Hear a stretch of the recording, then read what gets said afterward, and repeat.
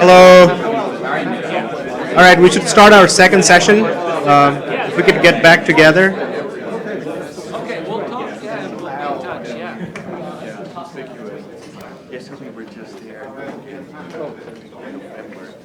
So we'll kick off the second session with Justine, and then we'll quickly go down the list.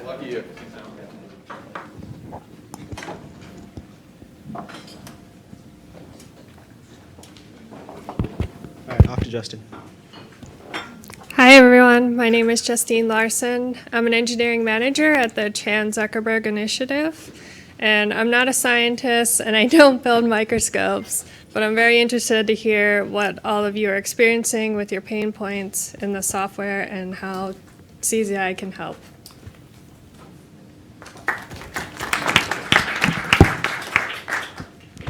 Okay, so with that, we'll go down the list. I believe Henry, our online attendee, is next. Everyone hear me? Yes, we can. Hold on. Let me.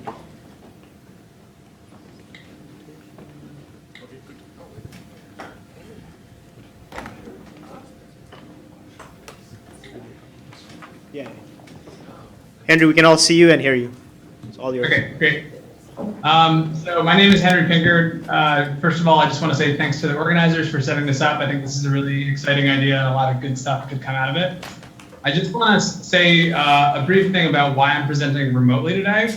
I believe we have an urgent imperative to start experimenting with alternatives that don't have the huge carbon footprint of the current paradigm with fly-in meetings where everyone comes in from around the world. I think there might also be a lot of great benefits to doing this in terms of saving everyone time and money and making us more productive and efficient and allowing more easily for collaboration across long distances. That said, I think there's a lot to figure out about how to recapitulate some of the informal interactions at conferences that people have in a digital form. And so if anyone has creative ideas about this, I would love to hear it. And on that note, if anyone would like to continue an informal discussion this evening with me over a beer, bring your laptop to the bar and I'll go to my fridge and we can just carry on. So a little bit about myself. As Nico alluded to yesterday, I spent 4 years working at UCSF in a microscopy core and as a developer on Micromanager. I have since moved to Berkeley, where I'm a fifth-year PhD student in Laura Waller's lab. My research is centered around this idea of adaptive imaging. So basically taking images during an acquisition and then using a combination of computational models of optical physics and machine learning to inform how you're driving future parts of that acquisition. So the past software that I've used has been kind of a branch of Micromanager that I split off, which is some of it has been in plugins, and I've developed that over time to be more and more powerful. I also use some Arduinos for low-level hardware stuff and synchronization. And so this has had the advantage that it has a ton of flexibility and it's allowed me to do like a lot of interesting things with it, but it has two major disadvantages. The first is that it requires a good bit of like specialized expertise and knowing some internal stuff about Micromanager, which is not necessarily documented. And the second is that even with it all set up, it's not the fastest tool to be able to iterate with. I often find that I have to rewrite the same boilerplate Java code in order to accomplish new things. And so that's not ideal for this types of experiments. So with this in mind, I've been working on a new software that addresses some of these pain points. And I'm going to pull up a diagram. Okay, so there's you can think that there's like three conceptual layers to this. The first is a Java-based acquisition engine, Micromanager, a new acquisition engine that specifically exposes at every single point along the acquisition sequence the ability to either inject code or have the bidirectional transfer of data. The next part is this high-speed transport layer that's based on this library called 0MQ, which basically allows you to move this code and data between acquisition and another process, which can be in another programming language, it can be on the same machine or across a network. And then the final part is this Python package, which abstracts away all of the details of interacting with this transport layer so that you can write minimal, concise Python code, and also be able to bring in your favorite libraries for machine learning, image processing, visualization, interaction with data, or anything else you can do from Python, really. So a version of this is already up and working. You can pip install it. People in our lab are already using it along with some collaborators. I've also written in Python a data reader library that's capable of reading in terabyte-sized data sets, and I've done my whole PhD analyzing with this workflow. I'm very curious to hear more from people about what are challenges. I think this could be a really useful tool, and I'd love to develop it into something that's as generally useful for people as possible. So thanks, and happy to take questions.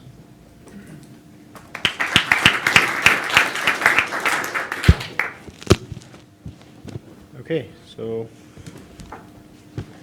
next speaker, Stefan.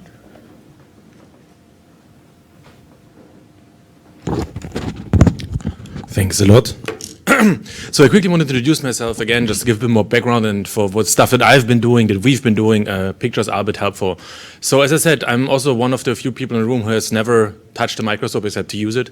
So I really come from the background of doing reconstruction tools. And I moved to Janelia about 4 months ago, and I'm here now in the scientific computing department, and my current project is actually reconstructing EM datasets, quite a FibSim of the entire Drosophila brain or the ventral nerve cord. However, at the same time, I still continue to do this big stitcher, which is basically aimed at reconstructing light microscopy datasets. And some of you, I know, have been using it, so that's also to give you the background where I come from and where I see issues with the current microscopy. And actually, the only way I have been involved in building a microscope is with Nikita, who's here online and who's going to talk later. And this is about the light sheet microscope to specifically image C. elegans, and I'm sure Nikita is going to give you more details on that. So we developed this big stitcher, which can basically reconstruct almost arbitrarily sized light microscopy acquisitions. Here, for example, you see an expanded Drosophila first insta larval brain, 8 times expanded, done by Paul Tilberg, imaged here by Rakav, I think, by you, right? And reconstructed with big stitcher. So this can all be done on a small computer, easily be able to handle these very large acquisitions. It is also able to do these long-term timeless reconstructions. This is, for example, done by Tassos, and this is developing Pariale embryo. And this is all based on our image processing libraries that we developed with Stefan Saalfeld, who's also group leader here, Tobias Peach, that really allows you to access these kind of massive data sets in a Google Maps-like fashion. So it means you can zoom in, you can turn around, you can freely access this data at the resolution you currently need it. And this really is necessary to work efficiently with these very large data sets, this kind of technology. And that's why I'm very much interested in how one can bring the acquisition as quickly as possible to these formats. I'm talking about N5, about ZAR, HDF5. Nikita has done the first steps there, right? To really not having to resave these things a million times. And this doesn't sound like a big issue, but for us, this is a huge issue. Data is saved in some RAW, in some TIFF, and then you spend enormous amounts of time. AIC can tell you stuff about this, right? Until you actually get to a point where you can analyze and reconstruct your data. I don't know, talking about CO2 footprints, you know, how much energy we burn on resaving data. This must be incredible if you think about this worldwide, right? And also just the time that it takes. So that's something that's really important for me, thinking about how to sort efficiently directly as you acquire it, right? To an interface-based architecture, or however we can discuss about this later. And that's really where I come from to this whole thing. The other important thing that has been mentioned before is feedback. You know, one could do so many cool things as a computer scientist if it would be easy to feed back whatever you analyze at the moment into the acquisition. To have kind of an easy framework to make this happen and to not make it only accessible to the person who actually builds the scope. So yeah, thanks a lot and looking forward to this.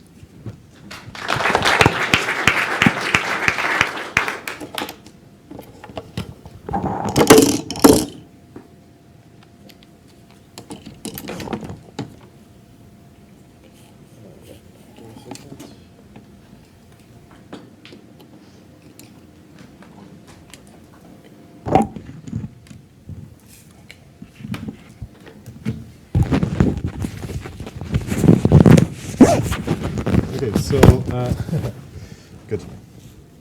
Can you hear me? It's good? Okay, so it's a very exciting meeting. Thanks for the organizer to set that up. So let me quickly introduce myself. So I'm a group leader at the Chance Zuckerberg BioHub. And there I have a team, and we do three things. We write software to analyze, improve the quality of images. And we also build microscopes now. So I have a physicist, Bin Yang, who some of you might know. We're building some new systems. But we also want to do biology. But of course, and the kind of data we are interested in is, we build these light sheet microscopes and we produce these sort of data sets, very big data sets. And the microscopes tend to be complex, and so we have a lot of degrees of freedom to control. We have a lot of smart microscopy going on to be able to do these long time lapses over 20 hours or more. And so these are examples of the systems we have. We have a first system that's very similar to the system that Philip Keller has here, because I worked a lot with Philip. We also have a new system that we are finalizing here. And so in my experience, building systems is perhaps the quickest part.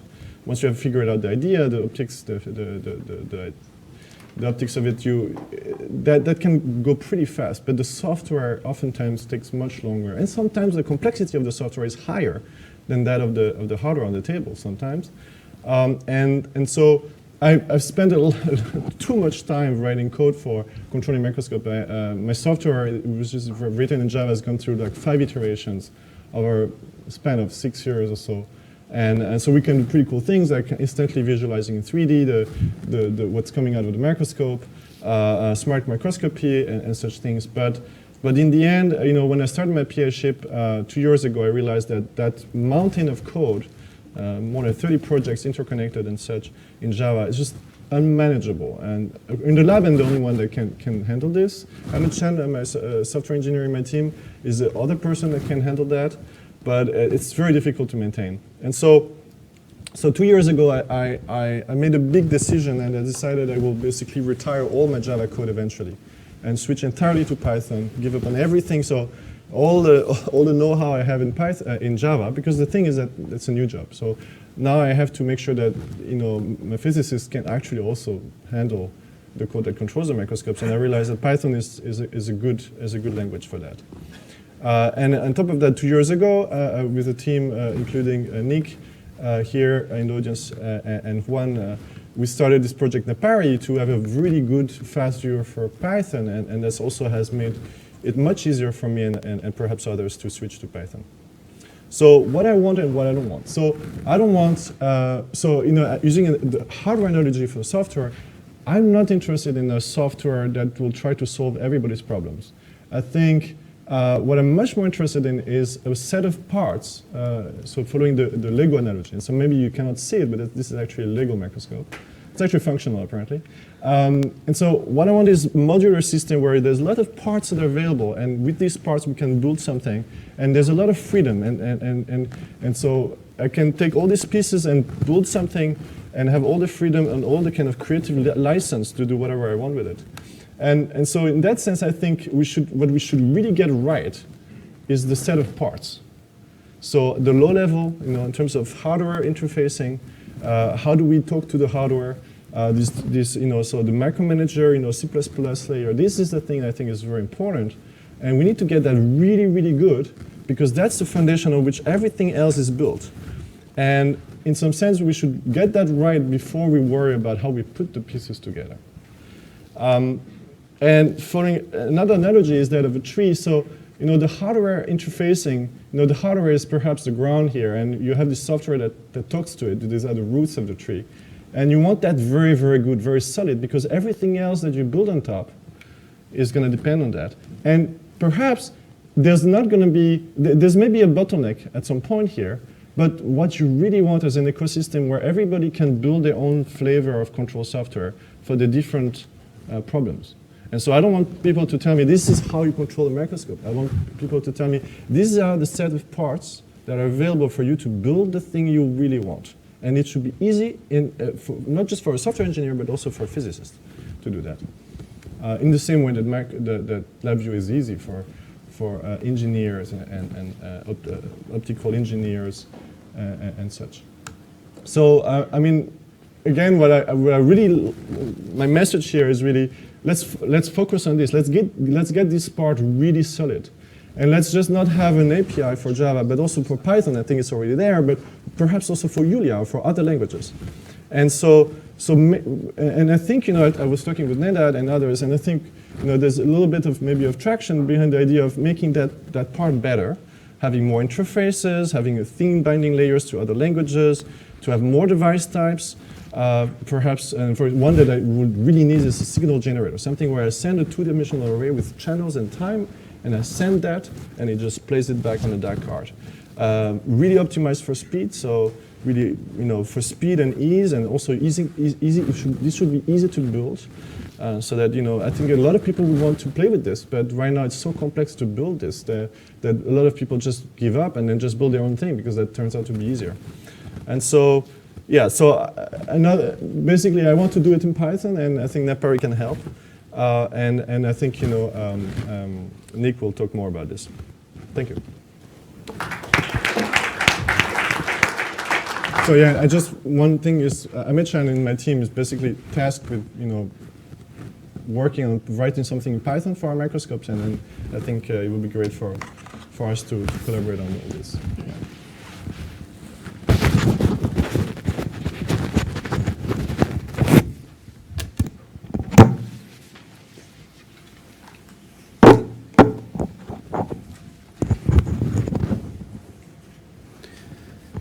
Okay, so I think a lot of the things that I want and don't want have been said already. So I come from a background where I started in condensed matter, and I was doing photon counting, and we had to integrate scanning probe microscopy and photon counting. And so in the beginning it was LabVIEW, we did this and it was fine.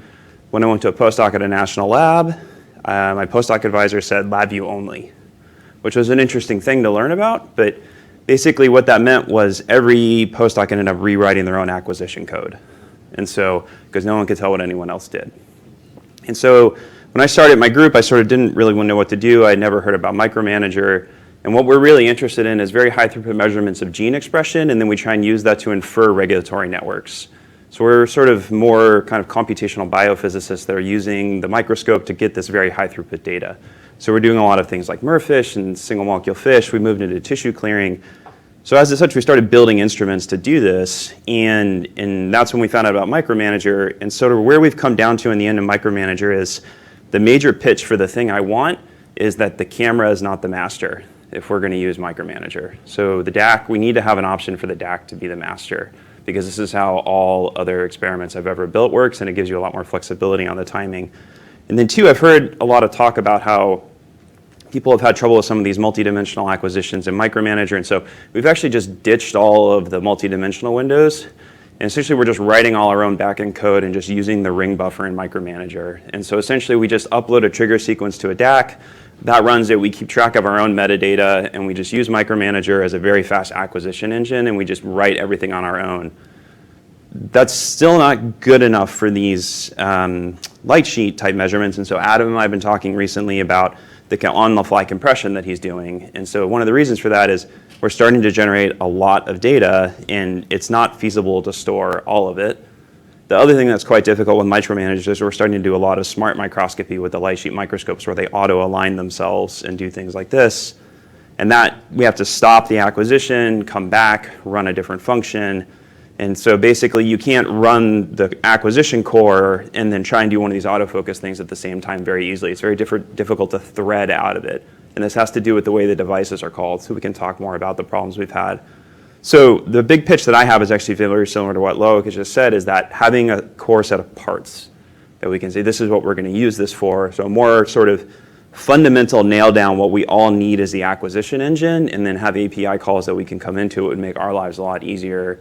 And I think that's the big thing that I would really like to see come out of this, is sort of a conversation with everyone about, what we, be most useful there in terms of those types of things. And so, in fact, I was really excited to find out that Elizabeth has this software available in MATLAB, because we've now built one of these single objective light sheets using this objective that Indies come with, and controlling it's a pain, and it generates more data than we've ever dealt with in our lives. And so that's something that I'll talk to you afterwards, because that actually is the impediment for that project now, right? The thing was hard to align, we figured it out, and now it's like a fire hose.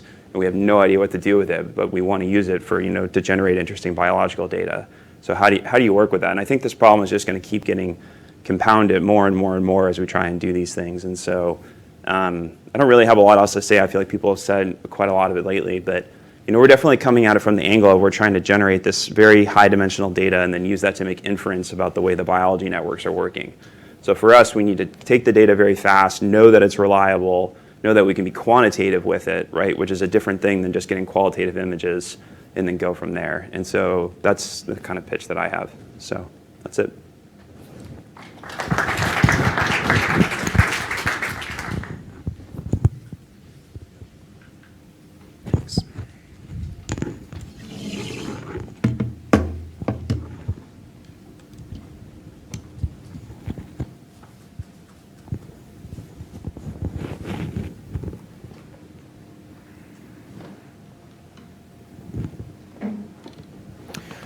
All right, so can everyone hear me? Yeah, okay. First, I just want to say thank you to the organizers for inviting me. It's been really exciting so far. And I think one of the nice things about going slightly later in the day is that a lot has already been said that really resonates. So I'm at the Chan Zuckerberg Initiative, and I want to tell you a tiny bit about what we do there. And then I'll tell you a tiny bit more about myself, and then I'll end with a little bit about what I want to see for the future. So at CZI, our mission is broadly to accelerate science, particularly biomedical science. And we do a mix of granting to scientists, software projects, really a large range, and working on building, on contributing to open source software ourselves. We really have values around open science, open source, and I think we're really interested in making sure that we sort of lift all boats, not just the kind of, say, 1% of high-end, custom this and that, but really everyone. And we've had a lot of, we've done a big program around supporting imaging cores, imaging scientists at cores. We also have done some support of imaging software fellows, including projects like ImageJ, Psych&Image, Cell Profiler. More recently, we've also done a grant program. We have a grant program running around open source software, essential open source software, those projects that are really sort of existing and giving a lot to the community, and Micromanager was one of the projects that got funded through that core. And so at my time in CZI, I've been quite heavily involved in that grant side of things, but more recently I've been working on a Python-based image view in Apari. It's a collaboration with Loic, Amit Chan at the CZ Biohub. I mentioned Juan Nunez Iglesias, a Psych&Image maintainer in Australia. Tally Lambert at Harvard in the Jennifer Waters microscopy. He's also contributing to this project. And I can give you a tiny demo of what it looks like right now. So maybe I'll start with this one. This is a pathology slice. It's over 100,000 by 200,000 pixels of data, so far more than can fit into RAM at any one moment in time. And I'm just sort of zooming in and out as we go. I can do things like draw polygons. I can maybe come in here, go in and click on points, annotate things. There's a console in Apari. I can sort of come in here and grab the data from those points. If I click more, there's more data in here. It's really nice if you want to interact. You want to do annotation, and you also then want to call out your Python code. Maybe there's some PyTorch function running in the background here. We have multi-dimensional data. This is lattice light sheet data. This is, again, tens of gigabytes of raw data. That's almost 100 gigabytes of raw data that's on my laptop that I'm dynamically lazy loading. All right, only 2 minutes. So I'm going to go fast. We also do 3D rendering. Okay, so. Background, myself also was heavily involved in acquisition, microscope building. I was at Janelia, really the sort of the whole end. What do I want to see for the future? So I think the big one is the concept of pulling out the sort of the core device layer of Micromanager. I think that resonates a lot with me. Maybe the last thing I'll sort of say about Apari, because it will fit into this, is we're also really trying to strive to do a very good job around our community management. So, we have our website, we have things like a governance model, We have kind of missions and value statements. We have contributing guidelines, codes of conduct, the sort of things that I think are really important to trying to build an open source community that's sustainable. And so I'd like to see that kind of C++ core layer of Micromanager get pulled out into its own project with its own sort of governance. And then the reason for that is I think it's going to be much more sustainable for and easy for people to contribute and add to it if it's at that layer. And then people can sort of build up and on top. If they want to build up in Java, they want to build up in Python, they want to build up in Julia, as sort of like said. So that's a pitch there. I think for the people that are building up in Python, I'd love it if Napari was the viewer that you wanted to use. I think we're very motivated to make sure that we do everything possible to make that happen. So if you are building up in Python, come find me. And then finally, I think this community could do more around diversity and inclusion as well. I think it was sort of alluded to a little earlier, but I do kind of look out and notice things like the gender ratio in this room and stuff. So thinking about that at the same time as we think about what does the future look like is going to be very important. So that's my time. Thank you.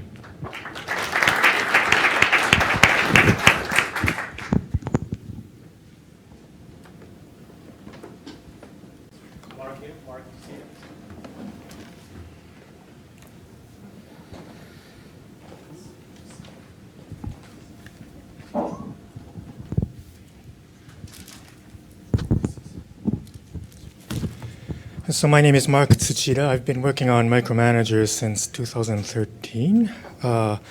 And since recently, I am in Kevin Elliseri's group at the University of Wisconsin-Madison. As you've heard, we have a grant from CZI, which is wonderful. The grant is 1 year, but I've been specifically told by Kevin to advertise that he is committed to fund my position even beyond that, as long as I want this job. So I'm very grateful for that, and also I'm excited to continue to work on Micromanager and other acquisition-related projects. Before 2013, I was a grad student, and I was a user of Micromanager as a cell biologist / biophysicist. And I was also building my own part of the software in Python, so this seems to be a recurring theme. And really, I think we all agree that we want to avoid reinventing the wheel, somehow manage technical debt that accumulates in big systems. And also, I think the real challenge is bridging from biophysicists tinkering on an optical bench to cell biologists and beyond who don't want to look inside the software. And a single system for that is really a challenge. Although I think I really sympathize with what Loic said about not trying to build a unified system for everything, because I think realistically I've had enough experience to know that this is not going to ever happen, because by the time we build such a system, it's already out of date. Especially in research settings where the long tail of all the diverse experiments with different optical modalities just keeps growing and growing. So, and I think in some sense it's also a chicken and egg problem, because if you have the integrated system first, then it's easy to modularize your components, but it's also really hard to build an integrated system unless the components are reasonably modularized in their own right to begin with. So I would say that whenever people develop something new, if there's no ideal framework, I don't think that should be an excuse to not deliver your software as a modular thing. If it's an image transformation algorithm, if it's a hardware control algorithm, if it's something that has an input and output, it should be possible to package that as a single thing. And I think I would really like to refer to the Unix philosophy, where each thing should do one thing and do it well. And that's how cat, grep, sort, those command line tools work. And of course, for imaging, the interface between those tools cannot be quite as simple as a single stream of bytes. But you can still package something with an input and output as a function or a class in the language of your choice and make that watertight. And if you do that, then other people can write wrappers around it to integrate it into other frameworks, into Micromanager, even into LabVIEW if you want. And I think it applies equally to both hardware control and image processing and analysis. And it's really important to make sure that those packages don't depend on other things that aren't the core capabilities of it. So if it depends on a GUI, it's never going to be reused. If it depends on a particular hardware device, it will only be reused for that hardware device. If it depends on a particular plugin framework, ironically, that might hinder reuse because if you want to use a different plugin framework, it's not going to work. And I think it's really something that has to be done by each piece of code before we can even think about integrating everything. Now, I'm not saying that we shouldn't try to build systems that integrate a wide range of things to make it easy for new users to start with a complex system. But I think it has to be an iterative process between individual components being very watertight and having good integration and abstract interfaces in parallel. And I think the real concrete challenges for this when we talk about hardware control is because of concurrency and real-time control. And the real-time control part may be mostly solved by having hardware devices like National Instruments cards, Arduinos, FPGAs. But the concurrency part is a real challenge. And I think one thing I think we really need in the field is some sort of way to interface multiple software components that process streams of data. They're not necessarily streams of 2D images. They might be streams of 1D waveforms or streams of photon counts or photon timestamps, whatever, electrophysiology measurements. And these things involve buffering, and they're complex interactions between components that push data and components that pull data. And there's been some work recently, and I think actually, so we really need to think about microscopes as distributed systems. And I think we can actually learn from things that go on in data centers a lot these days, because people talk about microservices and a lot of separate computers collaborating to service your Google query. And then I think there's a lot to learn from that for abstracting the interface between things that run concurrently and process streams. And one final plug, for those of you who have been using the Micromanager core, the hardware control layer from Python, I'm working on just an update to the build for it so that you will be able to just say pip install PyMM core and control all the hardware devices from Micromanager. I already have it working on Windows. I just need to solve some continuous integration problems, and it should be available in the coming weeks. Thanks.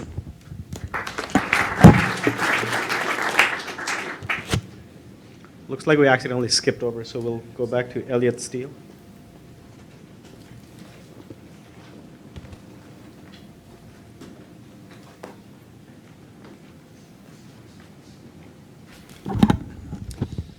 Hi everyone, so I'm Elliot, I'm from the Cadby Lab in the University of Sheffield, but I'm also here representing Cairn Research, so I should probably plug a couple of their things before I finish.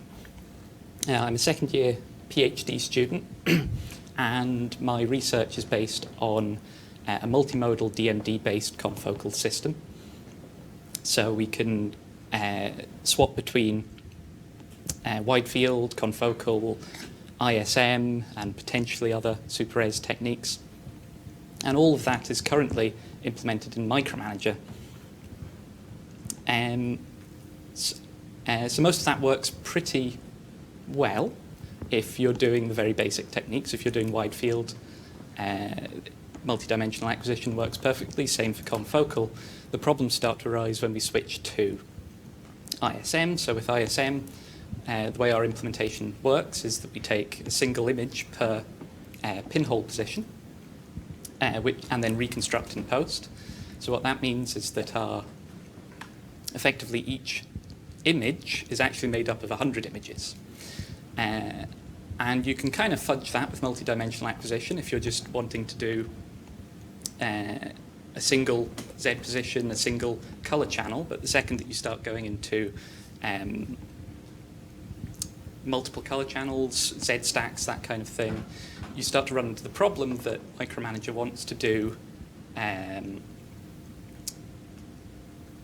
Micromanager doesn't want to take 100 time points before it moves on to the next Z position. So then we have to switch to using scripts, which work fine, but it makes it a lot harder to convince the biologists and the medics who need to use this that it actually works. And particularly when we're doing these data sets with multiple Z positions and multiple color channels, saving the file actually becomes very difficult because it doesn't really fit into the XYCZT that OME-TIFF expects all of your data to be in. So one of the things that we would really, really like is a file format that would support arbitrary dimensions and potential, well, and even something simple as arbitrary axis labels and things like that. So that was the first set of issues that we have. The second set actually came from my time working at Cairn, where we worked a lot with not just people interested in imaging, but people also interested in electrophysiology, and particularly doing combined electrophysiology and imaging. And at the moment, there's a bit of a rift between these two areas that are pretty closely related, where on one side you've got Micromanager, Metamorph, Nikon Elements that are very good at doing image acquisition and that sort of thing, and then on the other side, the main program that's used is WinFloor, which is closed source and written Delphi, I think. So even if it was open source, not necessarily particularly useful, but there's not really anything that's been built from the ground up to do both electrophysiology and imaging. So during my time at Cairn, we set out to attempt to take the Micromanager core and to take some inspiration from WinFloor, integrate it with NI boards, and produce something that had been built from the ground up to do combined electrophysiology and imaging. And it's gotten to essentially the proof of concept stage so far. It's stalled a tiny bit at the moment while we look for a new developer to take it on more long term. But I think that would be something that would be really useful to potentially take some of the code that we wrote for that and backport it into Micromanager and extend the reach of Micromanager like a few other people have already mentioned. So that was about all I wanted to talk about. So any questions?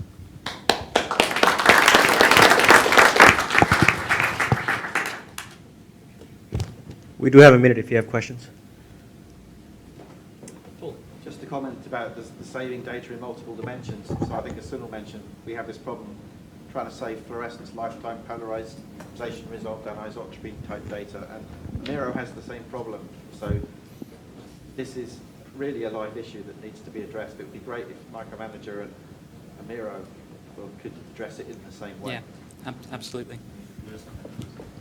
So I mean, over the last 2-3 years, there have been formats developed that actually support this already, right? And I think we should just basically discuss how to access them in an efficient way, right? Because I don't think you want to actually say that's the format we're all going to use because this will never work. But you want to have an interface that basically limits it enough that you can say, okay, you can basically use any format from now on as long as it adheres to a certain minimum of standards. Same for reading, right? So, but these formats exist already, right? And I thought this would be maybe one of the breakout sessions where we could discuss this further. Very good. Okay, so let's move on. Nico is next. Nico here? Oh, okay. We'll skip over Nico. We've already heard him enough. Pavel's not here. Nikita, so we'll go to our online attendee. Do you hear me? Yes. Can you hear me? Yes, we do. Okay, perfect. Okay, thanks a lot to organizers, especially Stefan Pravish, for inviting me. And I'm also grateful for the opportunity to be online present. That saved a lot of hassle. So I'm currently a postdoc in Stefan's lab here in Berlin. And on the last 3 years, I was building custom light sheet microscope with some adaptive optics.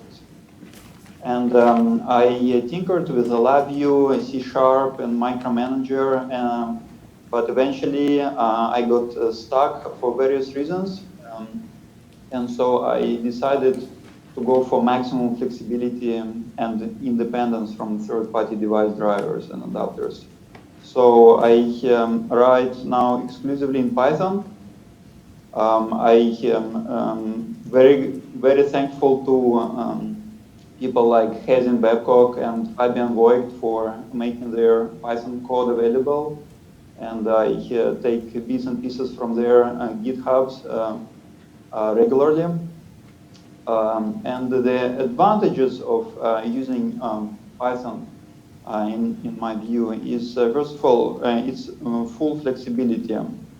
You are in charge of your own software, and it's a very short development time compared to any other options. So adding a new device and writing sort of device adapter takes usually less than an hour. And you know, it can be just a DLL for deformable mirror provided by the manufacturer, or serial commands. It doesn't matter, because in Python it's very easy to wrap it into some sort of adapter. So also working with National Instruments DAC cards is actually quite easy in Python. You can do advanced waveform generation and triggers and stuff like that. GUI options are really rich due to PyQt, and there are, of course, tons of libraries for mathematics and imaging processing, image processing from Python. And I think with outlook to machine learning, since at some point I think many of us will want to integrate machine learning into their microscopes, and Python is mostly the language for machine learning now. I think this will play very well in future. Also, for me personally, this Python microscope control seamlessly integrates with analysis pipeline, and my code for me is very readable and easy to do version control.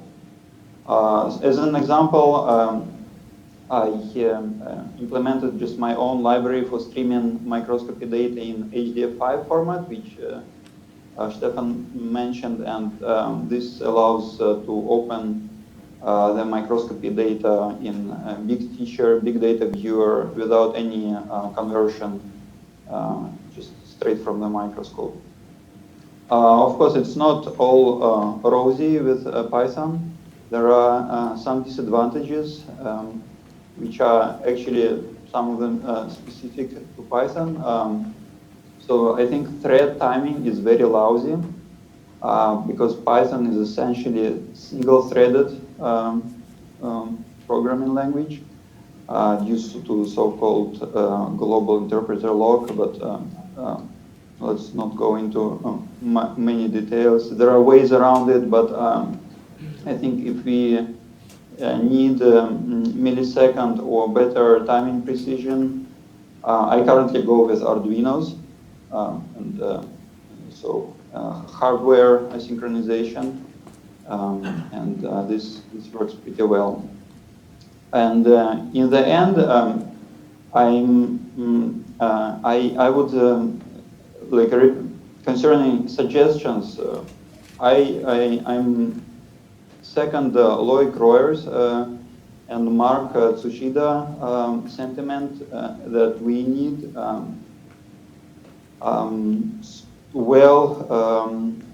contained Lego-like modules for different devices and functions, some sort of standalone interfaces with some basic functionality, good documentation, and I think in most cases also minimalistic GUI. So basically, you can assemble them into more complex software system on demand, however you want. Because I doubt that some centralized framework will satisfy our growing needs for more complex devices. So you know, as analogy, sort of like LabVIEW virtual instruments format, which I think it was a great idea, but in Python. So every instrument has a functionality under hood and some simple GUI, and you can glue these modules together in the way you want. And also, I think maybe some centralized GitHub repository for such devices would be nice, because right now it's not easy to find existing device drivers in the internet, and many people invent their own wheel. So some kind of centralization would be, I think, beneficial. So we can just modify code and submit pull requests and discuss and do it collaboratively. Well, that was it for me. Thank you.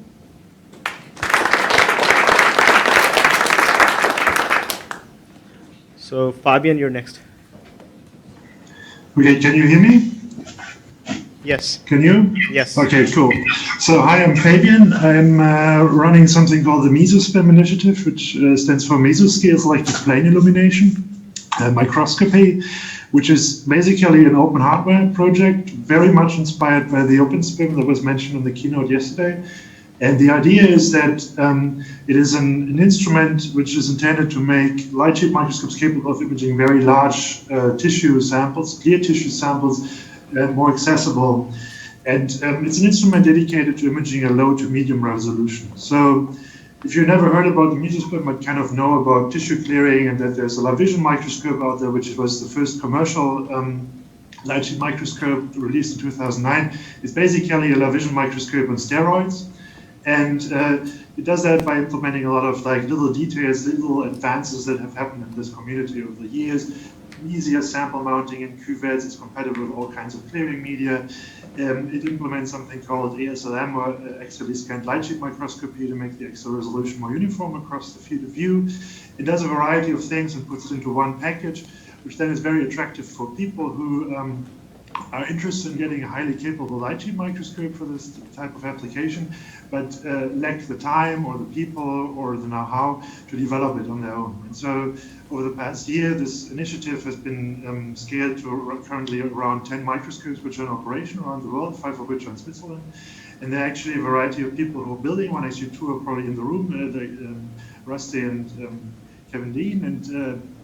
And the way the control software developed was along the way in how I very often develop microscopes, which is basically something I call exploratory hardware control, where you basically try to interact with users, see what they need. And so, for instance, the need for uniform axial resolution happened because the data quality was just not good enough. So one had to kind of stack on, existing features, and over the time, this then also led to, for me, to like a search for, what kind of software is available. And of course, I have some background in doing LabVIEW, and I was looking into Micromanager, but none of these solutions was really so much satisfactory. And for instance, in Micromanager, when I noted, okay, some of the hardware I currently have in the microscope is not supported, for me, actually setting up a development environment to develop device drivers was a bit of a challenge, and this is why then I started using Python as well as many others, and probably for the same reasons. And over the course of a year or so, then the project grew into around 8,000 lines of Python code, and I'm very much like Nikita and others, I'm using PyQt as the GUI framework. And so what happened is basically that the Mesospam control software ended up to be exactly the kind of software we would like to avoid, which was a bit reinventing the wheel, done by a single person, that's me. And then, of course, there's challenges in terms of, new hardware comes along, people want to use it for different purposes and things like that. So this is why I'm also very, very much in favor of going forward an approach where we have all these little blocks we can put together, implement things, and then one thing which was not mentioned so much so far, and this is something I think where we as a community have to spend, well, I think quite a bit of effort in this, because the moments when I learned most about what the microscope is supposed to do and how it is supposed to do it was actually when interacting with users. And so I think we have to spend quite some effort to have better user research in a way to see, okay, what is the dream experiment you want to do? How are you going to implement it? And so, for instance, in the context of imaging very large clear tissue samples, which in my case is imaging samples up to the size of a whole mouse, which has been cleared, the challenge is actually, for instance, navigating the sample. So how do you build like an interface which makes this very easy, that you know where you are inside the sample? But then this should be, this is a very dedicated application to this one little narrow niche. But I think, understanding what they actually demand and how they, for instance, want to specify their experiments, be it in like some visual user interfaces or be it as some kind of domain-specific language or anything like that, this is, I think, something one should spend a bit of effort onto, because unless one does that, then you end up with a software which is not really fun to use for biologists, and if that's not the case, then the community will stay restricted to kind of hardcore developers. Thank you.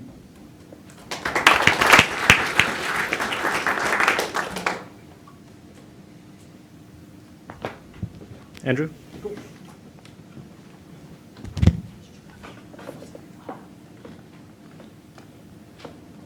All right, so real happy to go last because I agree with so much of what's already been said. The Calico Microscopy core, wherever possible, uses Micromanager, and we're very thankful for that.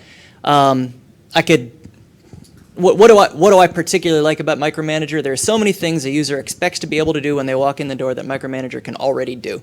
And I find if we train our users on Micromanager, they love Micromanager. If we train them on Elements, they love Elements. And then after they've been using it for a while and they start to hit the pain points, the beautiful thing for me about Micromanager is I'm not stuck begging Nikon to fix a bug or add a feature. I can pay somebody to fix a bug or add a feature. And if there's a bug, and I think you guys might be the same type of nerd as me, when there's a problem in front of me, it's the only thing that exists and I want to kill it. And if I can't, that's incredibly frustrating. So the ability, even though I don't speak C++ and I don't speak Java, when I'm obsessed with a problem, I can open up the Micromanager code base and I can look at it and I can try to identify the bug myself, even if once I find it, I have to pay somebody else to fix it. You see what I mean? And I do think me paying somebody to work on Micromanager is a mitzvah.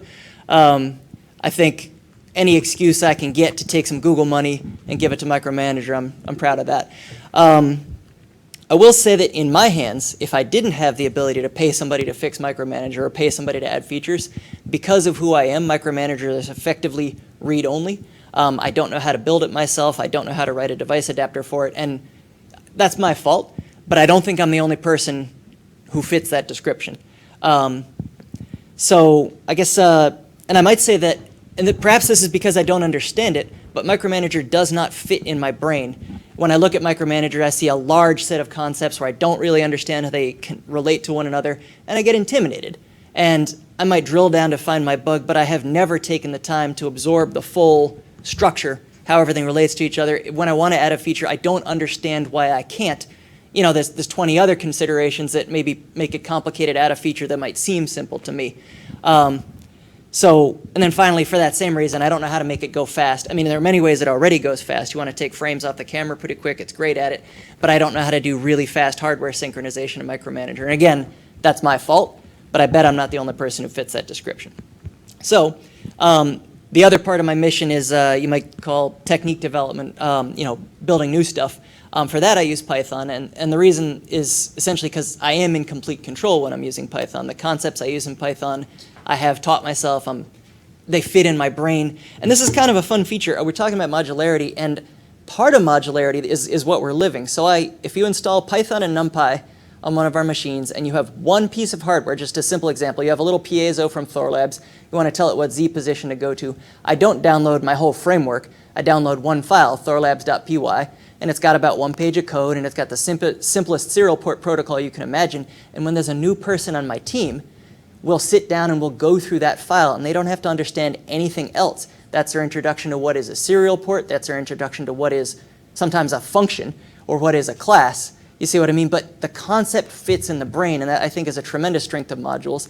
And the modules don't know about each other. My Thorlabs module doesn't know about my PCO module. My PCO module doesn't know about my analog out card module.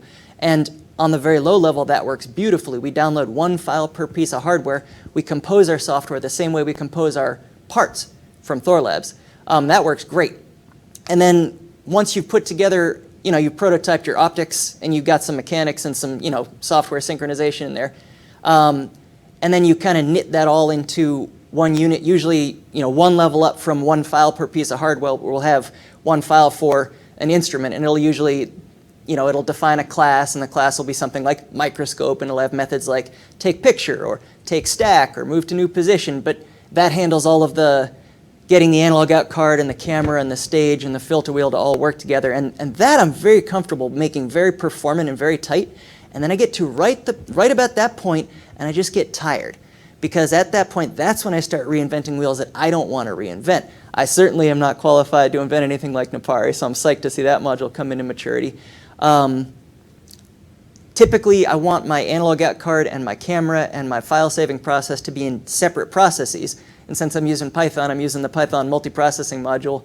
And I can put stuff in different child processes. And at that point, my ability to take a new lab member and fit that all into their brain kind of falls away. Python multiprocessing, coordinating a whole bunch of different things, that starts to be 2 guys in my lab can do that. You see what I mean? And then stacking on top of that, the ability to tile a plate in XY or know what a multi-well plate is or care about metadata. These are the things where it's not what I'm good at, it's not what I'm interested in, it never will be, and that's the point where I would love to have someone else's modules to kind of hook into. So almost the opposite, I mentioned this earlier, of the, some people use Micromanager in headless mode. I'd love to use Micromanager in tailless mode, where I'm providing my own little device drivers and I'm knitting them together so I get perform and analog out type behavior, synchronized fast.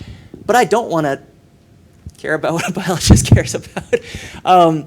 Anyway, so that probably fits into a lot of the visions other people have mentioned with modules, and hopefully somebody who's better at abstraction than me can map the path for how to do that. Thanks.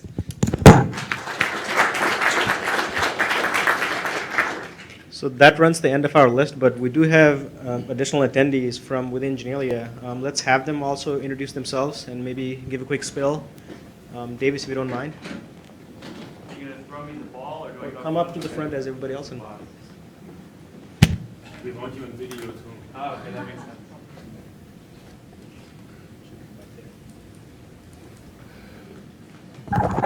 All right. Hello, I'm Davis Bennett. It's good to see so many members of Microscopy Twitter here. I was a grad student in Misha Arns's lab where I did a combination of light sheet imaging and then the data analysis for the large light sheet data sets. And the scope we used was originally design and software inherited from Philip Keller's lab and built by Takeda. And for the software, we got it from this Coleman Technologies group, which has inflicted a tremendous amount of technical debt on so many labs. The software is really good. It works. But every new lab that builds a new scope that takes this software is building a giant pile of debt. And so I was struck by the contrast between the experience working with the hardware of the microscope and the software of the data analysis versus the software of the microscope itself. So we wanted to modify the microscope. You go to Thor Labs, you see a list of parts, you know how they interoperate because it's light and mechanics. You spec out what you want, and then you just put it into your optical path, and you're good. The light is going to work. Then you want to analyze a new type of data. We are doing everything with Python. There's a library for it, and if there isn't, it's straightforward to write the code because it's all arrays, it's all numbers, and you can get it to work. Now, if you want to get both of those things, the same kind of modularity and interoperability in the microscope software, you're totally out of luck. It's a rat's nest that costs $200 an hour to change anything to. And I think it's a challenge for the community to try and make the software look like the hardware. Like the hardware is perfectly modular, interoperates great, easy to understand, and the software is totally different. So for a confocal, the hardware and the software are actually the same level of accessibility by a technical expert, which is, I can't pop open the LSM 780 and see what's inside. They probably have a custom scanner, and the software is just as custom, and that makes sense. But for microscopes that people are hacking on, I think the hardware and the software should be at the level of the user's experience roughly the same and just as easy to understand. So I had an experience where I built a second light sheet microscope for the lab, and we had to decide what software to use. And because of the nature of the pressures that are on lab heads, I wanted to, intrinsically, in my heart, I wanted to write new software that would fix the problems of the old LabVIEW code, but we just didn't have time. And we didn't have resources, and I think as a community, people are not incentivized to push in that direction. You're incentivized to generate pretty images, but the difficulty of using the software that created those images, that doesn't come up in peer review, and it doesn't feature heavily in the paper. So I think there's something the community can do to look carefully at the whole process that goes from light to publications and think about places that can be optimized. And it's not just about making nicer software aesthetically. It's about the process of developing a new microscope. If you can hack on your microscope, by adding new hardware, and you could hack on the software in the exact same pattern, like writing an experiment as a script, looking at the output, realizing, okay, the DMD is not aligned properly. I'm going to redo this. I'm going to change the contrast on my image. You rerun the script. You don't have a GUI yet. It's just a script. You see the images and you iterate. The same way you would iterate when you're aligning an optical device, I think people would make more microscopes and they'd be better. And the whole process would be faster and nicer for trainees. So I'm not in the microscopy business anymore. I'm working in scientific computing here at Janelia. But I'm still working with really big data sets. So I also feel the pain of the format issues that people are suffering from, and also the distributed computing stuff and working with really large images. So if anyone wants to talk to me about that, or you want to hear about the design for the light sheet I built that will never be published, I'll be around. So.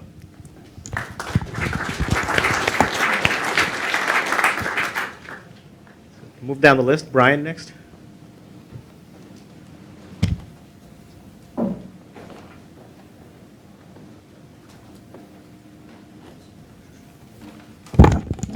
Well, thanks, guys. Two things up front. Thank you for the micromanager team. It's made. I mean, I'm a chemist, right? I'm a trained chemist.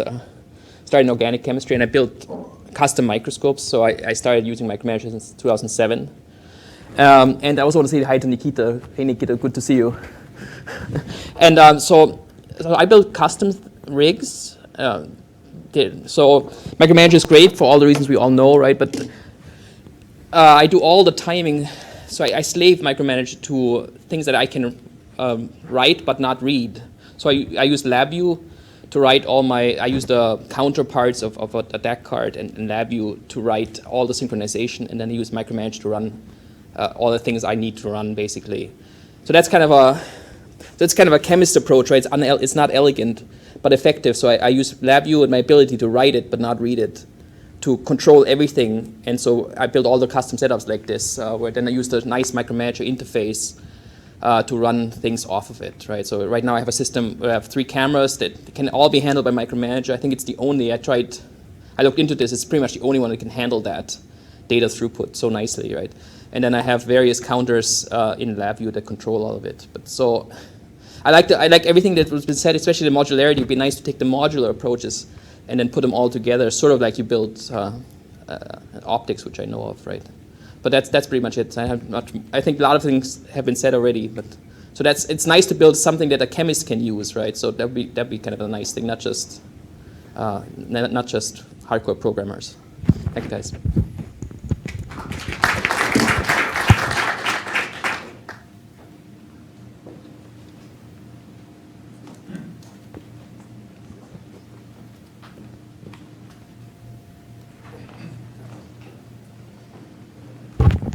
Hello, I'm Eric Waite from the Advanced Imaging Center here at Janelia. I wasn't prepared for a talk, so I'll see what I can say. What I think the AIC brings to the table that I think maybe we can learn from here is the blended environment that we bring. So we've got somebody that works with the tissue culture, we have specialists on each of the microscopes, and we have a data scientist. And I think maybe this modularity issue that we keep talking about may be helped by the diversity of people in our labs or collaborations that we make. I think the computer scientist people, I'm classically trained as a computer scientist, which has learned biology over the years just from experience with microscopes now. I think we kind of get left out or forgotten about. I think computer scientists go off and make some of their stuff for Pixar or some other visualizations, but we don't utilize their talents in this field as much. So maybe just having more blended collaborations may help out, where you can allow the biologists and the scope builders to focus really in on what they're good at and bring in some other people that can maybe do some software engineering or some other higher level thing that helps all these APIs fit together. So just throwing that out there. Thank you. I'll be here the rest of the day.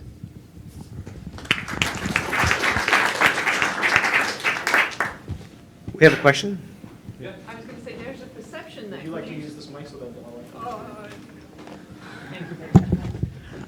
There's a perception that computer scientists are nigh on impossible to recruit and afford. So do you have a secret stash of them somewhere that just want to be involved? So they do get picked up quite a bit. You have to find an altruistic one that maybe they're hard to find. But yeah, I think that is our biggest concern in the industry, is that the Facebooks and the Googles and other places, the corporations can gobble them up and pay them handsomely, where science isn't going to do that. You have to pay them in publications and other things. So, and it's not, I fought this a lot with my dissertation, was making visualization tools and such. The computer science community says, well, we've done that. This works for all these other applications. And then the engineers also say, well, I just need more math. Why aren't you innovating on a new method for a filter or something? So it's very difficult to find that niche where the computer scientists can help and still receive what they deserve. So yeah, it is going to be a challenge. Find some more money.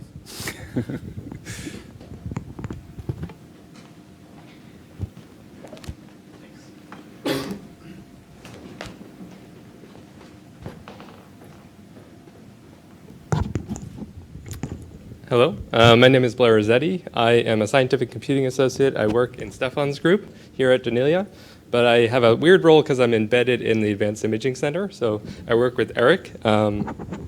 And I will say, to the point of computer scientists and availability, I think they are out there. There's also not positions necessarily for them. So how many cores feel like they want a data scientist but don't have the money to have the position? So I think they're out there. I'm one of them, but I think it's just about creating positions and creating the need for these type of people. So I think I only have two things to add to what's been said today that hasn't been maybe said. The first one is electron microscopes or microscopes too. I don't think they've been talked about today, and I think if we're getting into the realm of correlative light and EM, this is something that maybe has to be at least on the horizon, maybe not for this workshop, but at least something that's in the back of your brain to think about. As a computer scientist, as what Stefan said earlier, I'm really just concerned about what's coming out of these things. I don't really care how it's happening. I just want to have some consistent format at the end that I can do some analysis intelligently with and not have to spend all of our time trying to get it in the right format. And again, maybe not so useful for this workshop, but in the future is the thing that I think all computer scientists want, but are terrible at giving, which is documentation. So whatever happens, I think the key to everything is awareness. If people don't know your tool is available or what it is or what it does or what to expect from it, they will not use it. So I think in the long run, having some way of disseminating this information in an open way is going to be critical for getting a critical mass. So with that, thank you.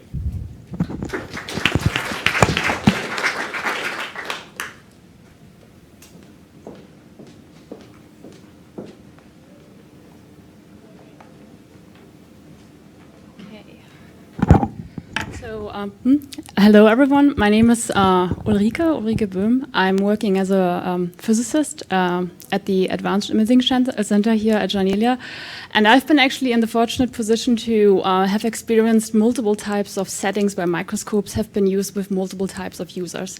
So I started out as a PhD student in a lab where we purely developed microscopes, so you can call it like the experts building microscopes and the experts in imaging and microscopy.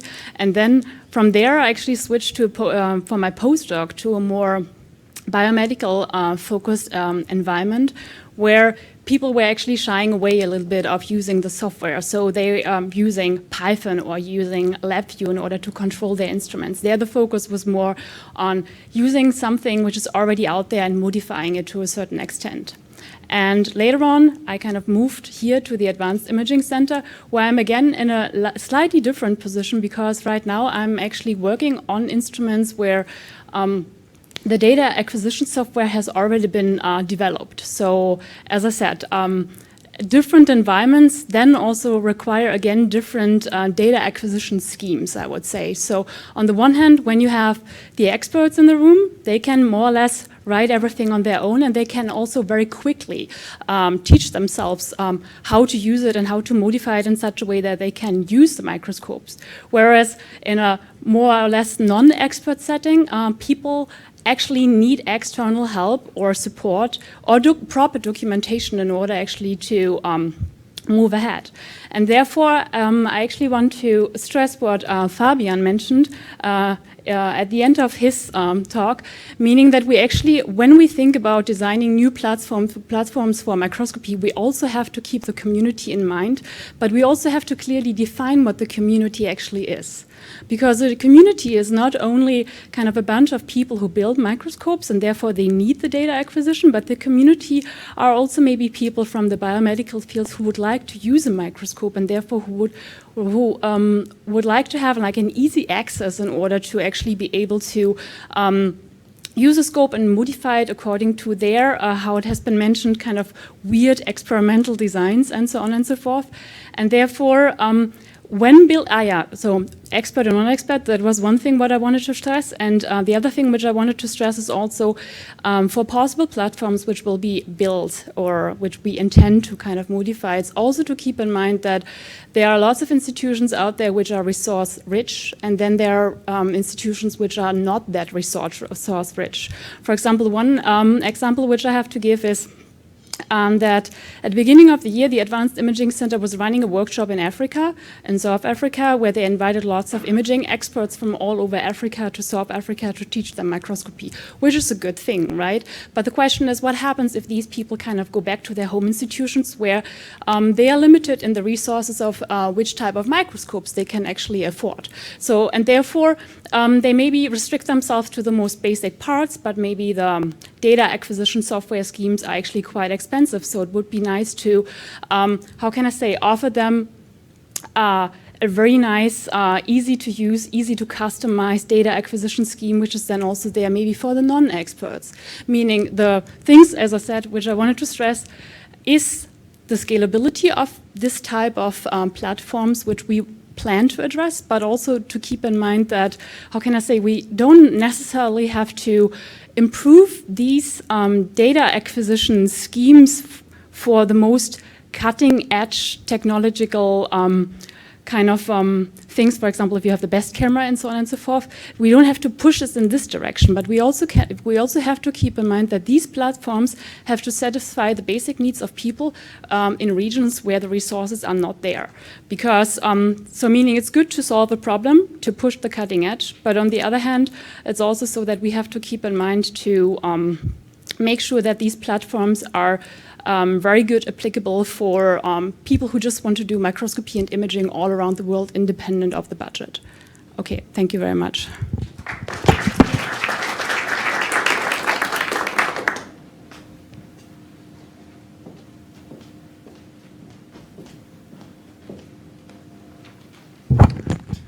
Hi everyone, I'm Michael DeSantis. I manage the light microscopy facility here at Janelia. We have several custom-built light sheet microscopes, all running LabVIEW.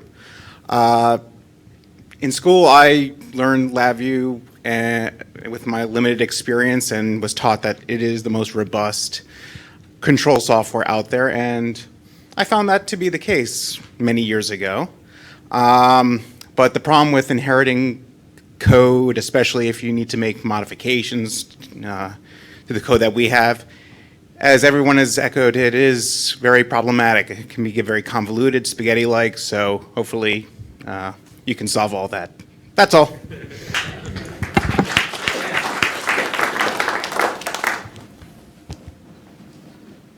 Okay, one last one, and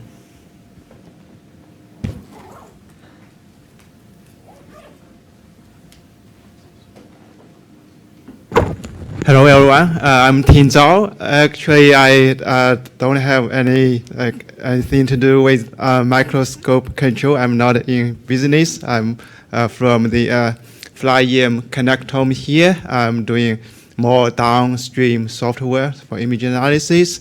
But I found this workshop quite educational educational for me because many challenges faced by the micromanager community similar to the problem I have, because I'm also maintaining some open source software, although the user base is much smaller, but the challenges are similar. For example, how to make the open source software more sustainable, or how to make the software more flexible to meet diverse needs, or make it, so still keep it user-friendly enough. So these kind of problems are similar. I found that it's interesting to see what solutions will come out from this workshop for this kind of problem, so that I can learn from it to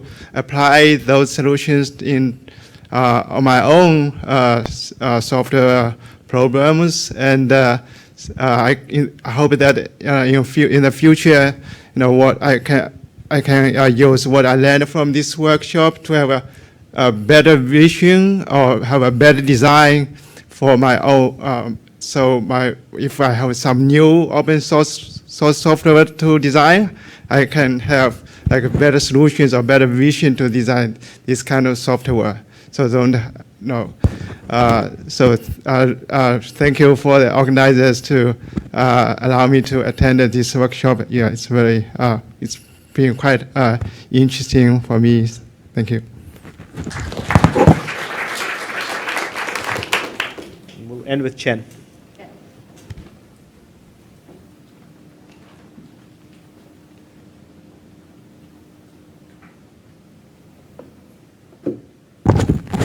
Hi, my name is Chen Wang. So I'm a research specialist in Philip Keller's lab. So I didn't prepare a talk. So I came from my lab meeting half an hour ago. So I missed most of the talk. I hope I have an opportunity to catch up with you during lunchtime. So at Janelia, so I use completely custom design software. So like David said, so we work with common technology for many years.